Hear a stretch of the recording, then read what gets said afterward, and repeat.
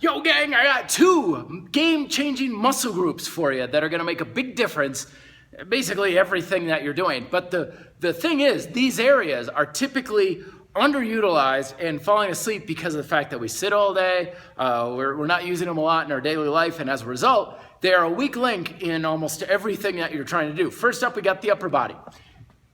This is the back. Okay, last week I talked about your lats and everything trying to pull inwards. We usually think of lats spreading out wide, pull in towards the spine.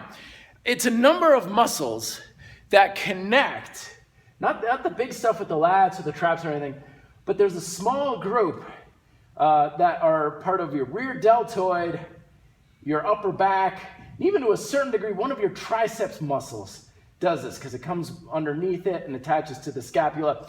It's kind of like this little snake's nest of small little muscles. You're not really going to focus very much on them, but what ends up happening is with sitting, kyphotic, like this, all of this stuff, right in here kind of falls asleep a little bit, and all of the tension in your arms, which is basically every upper body exercise you ever do, has got to go through that area. So it's kind of like a very busy crisscrossing section of lots of small muscles, but if it's not turning on very well, you're not going to have a complete muscle activation along your pulling chain, and even your pushing chain for that matter. So your lats, your biceps, your traps, all of that's going to be kind of subdued a little bit, regardless of what your exercise is and regardless of how you're doing it.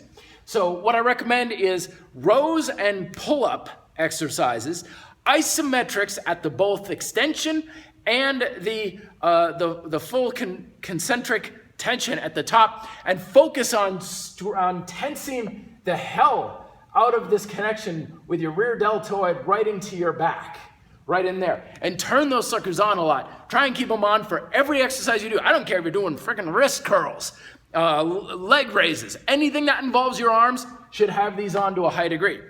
Now for your lower body, it's in the hips. Remember, I've always said you're only as strong as your legs, and your legs are only as strong as your hips.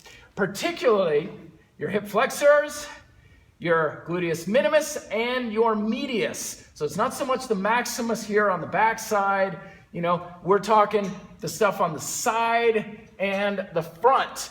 Been experimenting with turning that on proactively much more. It's made a huge difference in all of my leg stuff, lunges, squats. I went backcountry skiing yesterday, climbed up that mountain like it was nothing.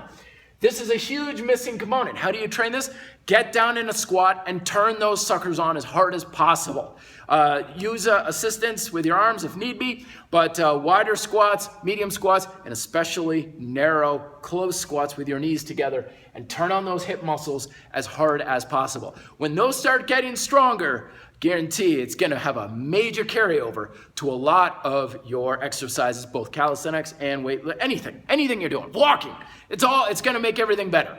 Let me know questions down below. Till then, be fit, live free.